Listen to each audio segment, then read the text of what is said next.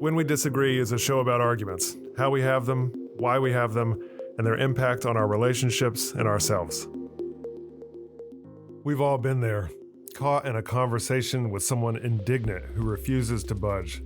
Not because they have the evidence or the facts on their side, but because they claim to know that you can't prove them wrong. This is the essence of the appeal to ignorance, also known as the burden of proof fallacy. It's when someone argues that their belief must be true because it hasn't been proven false, or vice versa. In other words, I'm right because I'm not wrong. Imagine you're talking with someone about the existence of ghosts. Let's say it's your cousin. Your cousin says they've experienced some weird, eerie things. Noises in the night, a box of tissues showed up in a place they didn't remember moving it to, stuff like that. Your cousin says nobody can really prove that ghosts aren't real, so they must be. This is a classic example of the appeal to ignorance. Instead of offering evidence that isn't easily explained away for their claim, they place the burden on you to disprove it. But as we all know, just because something can't be proven false doesn't mean it's true. Let's take another scenario. Someone in your friend circle has consistently claimed to be a descendant of the Romanovs, the last of the Russian czars. You don't believe this person. Maybe they're lying, maybe they're just misinformed. Either way, you don't think it's true. Your friend, the alleged Romanov, says, well, no one has shown us a different lineage, so maybe there's something there. The absence of proof doesn't automatically confirm the opposite. The danger of this fallacy is that it encourages false beliefs or leaps into fantastical belief without evidence of something to land on. Whether it's about ghosts, the truthfulness of a story, or anything else, the burden of proof always lies with the person making the claim. In the end, when someone tosses this fallacy into a conversation, you're not really having a debate. Instead, you're stuck in a game of prove me wrong, with no real evidence to move the conversation forward. So the next time someone throws the you can't prove me wrong card, remember, you made the claim, let's hear the proof. I'm Michael Lee, Professor of Communication and Director of the Civility Initiative at the College of Charleston. Our guest today on When We Disagree is Jenn Wiggin. Jenn is the owner of Atomic Focus Entertainment, which is releasing Banned Together, the first feature documentary about book banning. Jenn, tell us an argument story. Okay, great to be here, Mike. Thanks for having me. So I'm going to preface this story with the fact that I've been thinking about a lot of disagreements I've had recently and in this political climate and around the film that we're releasing, which is about book banning and censorship. And I'm choosing instead a more personal story that I think folds into general civility in public. And I'm telling the story partially because I'm really curious how other people handle this. And that's why I chose the story. So basically, I'm going to go back to, I am 56 years old, and I'm going to tell a story about my best friend. Okay. So as a 56-year-old, I've had, I think, 4 best friends in my life. First being, the young school children, the first person you meet that becomes your best friend, who is still a very dear friend of mine, but our lives went completely separate ways. Yeah. And the second being the one that you have during school, which ended up being, she lives in a different country now, so it's impossible to have that friendship. The third of which was my first adult best friend, who I ended up participating in putting her in rehab, which led to a 10-year non-discussion part of our friendship. And we are very friendly now, but we can't share those moments anymore. Yeah. The trust was broken. So my best friend now is a woman who's an actress in New York, and we've been best friends for more than 30 years. And my definition of best friend is, and I don't use that term lightly, my definition is we are people who have been through relationships, been through work issues, been through illness, been through 9/11 and things like that in New York City. And we tell each other everything, and we rely on each other, and we trust each other. And that's more than 30 years. We have done all of those things. And we both got married later in life. She was in her late 40s, I think, and I was in my early 40s when we each got married. And it's been 15 years since then. So what happened is this relationship that had no barriers because we were adult single women in New York City, then finding our long-term relationships and going into those, who about 6 years ago, it came to a head. And it was a surprise to me that this happened. And I was moving to Charleston at the time. And I got a phone call from her that basically was a 3-hour crying, yelling, screaming at me session of how I was not a good friend. What was the accusation? The accusation was, you don't participate anymore. You don't reach out to me. I'm the one who has to call you all of the time, and various versions of that. And what had happened was when we got married, her life kind of stayed the same. You got married before her? She got married before me. Oh. About a year and a half before me. But she stayed in New York City, living in a high rise. She married a man who had children, so she had stepchildren. And her life stayed nearly the same. When I got married, I chose to make a change. I left New York City. Right. I married a man who had children. And I devoted my time to getting to know the children and becoming a part of their lives and deciding where to live because of that, right, and how to work because of that. And we made very different choices. So my life had to change, and I had to commit time to that. And it all came to a head with this conversation that I was completely taken aback by. And that conversation ended with, I did a lot of listening, and I gave a fairly brief explanation of why I didn't agree with her. And I didn't think we had the same problem that she thought we had. Okay. And she didn't hear that at the time. And we really had a very fractured relationship for about 2 years. Will you give a version of that very brief retort that you offered? My very brief retort, and I firmly believe this still, which is why I'm curious how other people resolve these kinds of issues with your very, very best friend in the world. My very brief retort is, I don't call you every day and respond immediately when you text and do all of those things because we're best friends. I don't need to do that. And that explanation was, she didn't understand it. And my reasoning was, I know, I'm almost taking it for granted. Sure. And I don't like that expression, but I know we're always there. Right. I don't need to talk to you every day. I don't need to tell you everything anymore. Yeah. I have a husband. I have kids. I don't need to have that relationship, but our relationship is no weaker because of that. Yeah. And she needed the tactile, I need to speak with you, I need to hear from you, I need to know you're thinking of me sort of response. Yeah. I guess what I'm interested in is, I'm reading this a little bit in terms of attachment style, in terms of secure, anxious, and avoidant. Mm-hmm. And what I'm hearing is a little bit of an anxious attachment style coming to a head on her part, her accusing you of being avoidant, you saying that, in fact, no, my behavior is secure. What was the culture, the communication culture of your relationship prior to this moment? I mean, were you in everyday communication and that had actually changed? Was she more securely attached, but then was perceiving a threat to the established order in the sense of your marriage and your impending move, and that was bringing up some anxiety? I think it was all of it. Yeah. I think the reality that when she got married, her life physically stayed sort of the same. Lived in the same building, lived in the same city, had the same jobs. She's a performer. And I was a producer, which is how we met each other. I hired her to be in a show 30-something years ago. And I think my life changing was a choice that I made. And in making those changes, I devoted some of my time to something else. And I don't know if I suppose when we were single in New York, we spoke to each other every day, on the morning of 9/11. I've always been a producer. So my job that morning was to contact all of my friends in New York City to say, find a buddy. You're going to be with somebody today so that we all know somebody is with somebody. She was my buddy that day. She was my person. So it went from a very everyday thing when we were much younger to something where we just communicated and, hey, I have a story to tell you. I need you to hear me out, and you don't even have to respond. I just had a bad day. But it wasn't daily. And I think on her part, she had more to talk about and need advice about than I did at the time. some of that was going more toward my family than toward that friendship. And I understand that can feel bad when nothing else really in your life changed except this. It feels like this was the big change.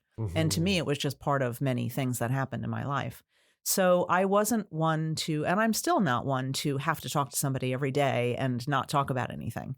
Or I'm just walking to something, be my partner while I'm walking to my appointment or something. Yeah. I like that. I appreciate it. But that is not something that if it went away, I would be upset about, because that's not what the basis of any relationship is. That's and right. I suppose those things were going away more and more. Yeah. I would take a trip and not necessarily say, like a 2-day trip, a business trip someplace, and not necessarily say, oh, I'm doing this. This is where I'm going to be. I'd come back and say, I did it. Well, how did I not know you were doing this? That sort of a thing. Less participatory. But we had our own lives, and to me, that best friend is, am I your person? And are you my person? And that never changed for me. And in that conversation over 3 hours, she was essentially saying that she was feeling that it had changed. She was feeling that abandoned, perhaps. Because physically it had changed, and I was physically not initiating the calls. I was responding to things rather than doing the outreach. And my life is busy. I have other things happening, and it wasn't completely true. It was sort of, you never, and it's not, I never. I don't do it as often as you do, but it's not, I never. And, and that's usually, comes out in any conversation. There's a lot of full on, you never do this. Always, well, never. I do sometimes do that. You're just ignoring that because it's making your argument stronger. It's very dichotomous thinking that happens in this fight-flight scenario. What was it like to be like on the other end of a 3-hour avalanche that it was likely the result of much boiling over? Right. It's not like this. And I didn't know that day. I didn't know it had been building, and she sort of related to me some of the things that I hadn't noticed that she pointed out from months before. For example, on her birthday that year, I had texted her happy birthday instead of calling. And it had a lot to do with what was happening in my life at the time. Obviously, it wasn't a choice to do that, but I thought that was adequate because, we'll talk to each other sometime later in the week. Wanted to make sure I got in touch with you, that sort of a thing. But it was very personal to her. So there was a lot of that coming at me that I had to catch up on that call. I listened a lot on that call. I can see myself pacing back and forth in a bedroom listening to this call, and gave her the time that she needed to do it. It took hours of the day to just sort of get all of this out. And my gut reaction after all of it was, I'm sorry. There was a lot of apology that you feel this way, but not apology for how I acted. I was living my life. I thought it was expected as we got married and older and had kids and things like that this would happen. It happened more to me than it happened to her. So she was feeling the results of that. And so I apologized to the extent I could. I'm sorry you're feeling this way. I don't want you to be crying and be angry. And I want you to understand where I'm coming from. But she would say in that call, you're not even crying. You're not emotional. Right. Why aren't you crying? And I would say, because I feel good about our relationship. I feel that it's as strong as it's ever been. I show it differently. I don't need the day-to-day touch in, and I don't need that kind of relationship, because I'm also trying to make that in my other life. I'm trying to, your husband should also be your best friend. But my answer really fell on deaf ears, and I think cut even harder. And I thought really long and hard about this afterward, about, did I say the right thing? Do I really feel that way? And I absolutely did. And it took a couple of years for that to end. I mean, we spoke to each other off and on. We did do a happy birthday. We did do those things. We were not going to not be friends, but the closeness was gone. What was going on in terms of communication over that couple-year period? Very little. And we went on and did lives and moved, and, she would get a gig, and, her family would have its own issues and things like that. Things we would have talked more and more about had we been closer, but I think it just had to happen, and it did end. and now we are as close as we ever were. We got back to that relationship and it did end. And I think how it ended has a lot to do with what I was trying to convey on that call. And how it ended was her mother died Mm. and I was her person. Mm-hmm. So I was the first person she called. I was the first person she wanted to talk to. And to me, that was, yes, that's exactly what you're supposed to do. And that's exactly what I was trying to convey in this, this come to, and I guess my relationship maybe has to have that moment. I've never been somebody in a relationship where I had arguments. I never did. My husband and I don't argue. I've never argued. If I broke up with somebody, it was very mutual. It was just very friendly. I've never had that in my life. She's known that about me my entire life as well, that I'm an incredibly calm person. So my reaction to things are not over the top. They don't tend to be overly emotional. But I felt that that's exactly what should have happened. If your mom dies, what do? You go to your person. And I was still her person. Mm-hmm. And I think that happening, we never spoke about it again. And we were close friends again after that time. And I just find that very interesting that, we're living in this world right now where there's so much argument and so much pain and so many different sides to what's happening that you just sort of have to go back to I go back to how you live your life. How do you treat other people? What is your expectation of other people? And what do you need to give in response to that? My response to it is not, I have this list of things I have to do to keep my friendships. My response to that is, I'm your person. Uh-huh. Regardless of what happens, I'm your person. And if I'm not your person, something else happened. Something else happened where we hurt each other in a different way, or we learned something that, I don't know how friendships go away. But I just, even in these times, I sort of have to approach this. I could spend my days arguing with people about what's happening in this world. I really could. Mm-hmm. And say to those people, the decisions you're making are hurting people. And I feel like that conversation is getting redundant. It's been going on for quite a while. And I am of the mind that you don't change people. You can't change somebody's mind by having a disagreement with them on a large scale level of, did you vote for Donald Trump or did you not vote for Donald Trump? I think those are things where you don't change people's minds. So having those conversations tends to become more, how could you do this to me? You're hurting me. You're hurting my friends, the community that I share, the people that I support. Your decision is hurting me.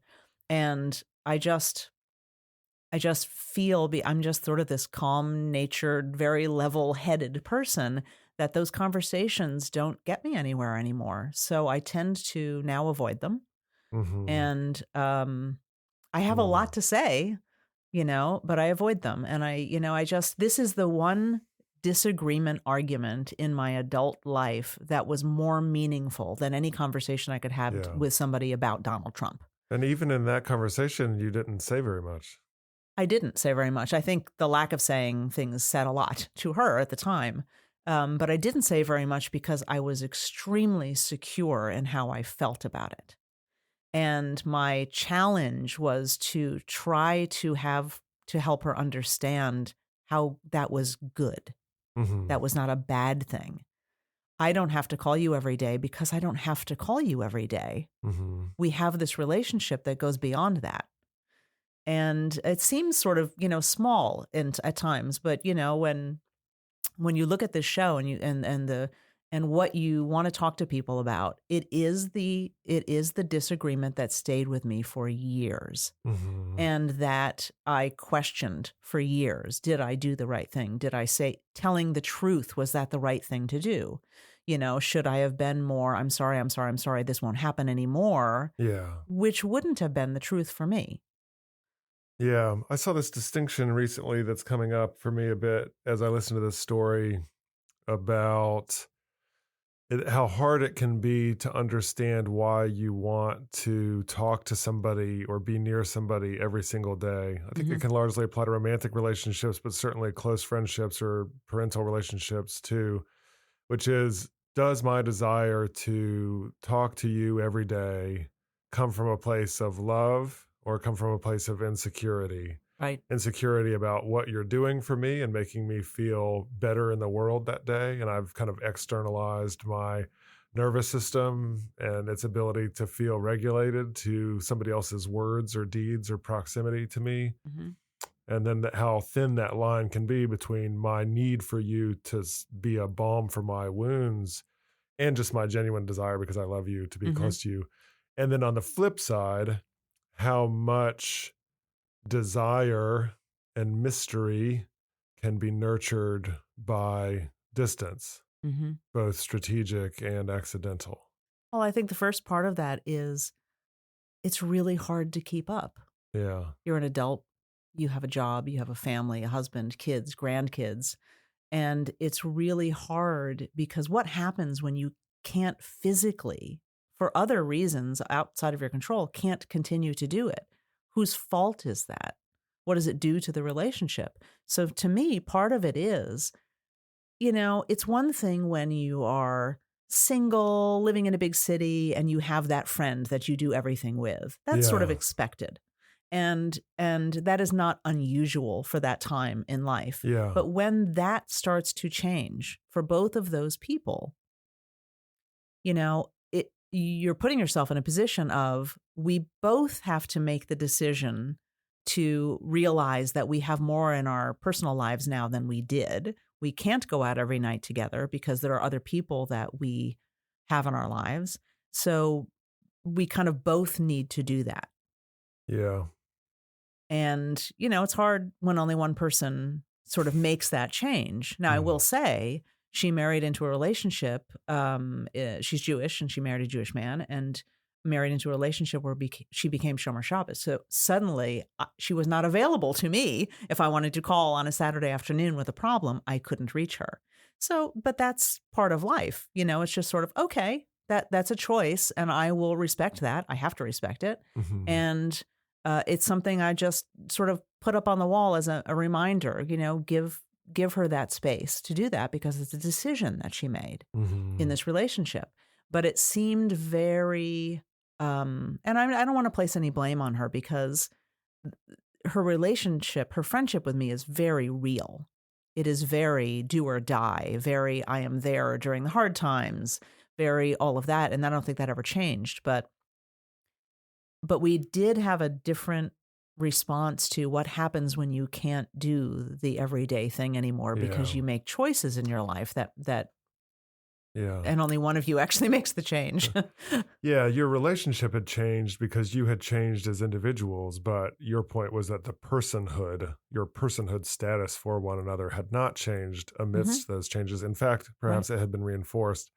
And that leads me to the last question, the one I'd really like to hear you kind of sum this up a bit about, which is, you said at the outset, and I really appreciate your thoughtfulness about which conflict to talk about. And you said you talk about a personal one that's kind of been vexing, did you do the right thing, for several years. And so, but as I listen to you narrate the story, I don't hear much ambivalence. I don't hear any second guessing. I don't. And so I'm curious about the long-term impact of this in your memory of this conflict. I don't really second guess it. It's hard to explain. I suppose if I went back and did it all over, I would do the same thing. Yeah. So that is secure in my mind because I felt very strongly about what I did. I think what I needed to have known better going into it was the other side. And I think the fact that I was surprised by what happened is a fault of mine. And I think I do have some blame there that I didn't see that coming. And I didn't see it coming because I made an assumption that my definition of best friend was the same to her as it was to me. Yeah. And that caused a problem. And I think probably for the couple of years that we weren't very close after that, that weighed heavily. And, what happens is then, you get the phone call, my mother died. And all of that has to go out the window, right? And on both sides, it went right out the window and we never really spoke about it again. But I suppose I did make a change. to try to make up for the fact that I was caught, unawares of that conversation coming. So, and my life was a little more settled at the time. I had already moved. I had been married. My kids had graduated college. All of those things had happened. So I was able to say, okay, I'm going to initiate more of these phone calls. I'm going to hear what she said. I did hear it at the time, but I'm going to act on that differently. And so I think it ultimately happened for a good reason. And I think it probably, I don't know that our relationship could have been made stronger. Honestly, I don't think that's fair to say it was made stronger because of this. We were always the people that we were. I think the communication was made a little clearer then, but we didn't have to go back and talk about it. I just made the subtle enough changes in my life so that there was a compromise that we both made that made sense. But I don't know what people do when that doesn't get fixed, because I don't know how people survive in life without that person. And I suppose, there are people who would listen to this and go, I don't have that person. Who is my guy, my person? Who is the person I go to? And I suppose there are people who maybe don't know what that is. I would certainly suggest finding them, if you can. Yeah. They happen pretty generically and they happen without knowing that they're happening. But yeah. Waking up the morning of 9/11 and not having that person would have been pretty difficult. That's a powerful thought to close on. Jenn Wiggin, thank you so much for being on When We Disagree. Great. Thanks. Great to be here. When We Disagree is recorded at the College of Charleston with creator and host Michael Lee. Recording and sound engineering by Jesse Kunz and Lance Laidlaw. Reach out to us at whenwedisagree@gmail.com.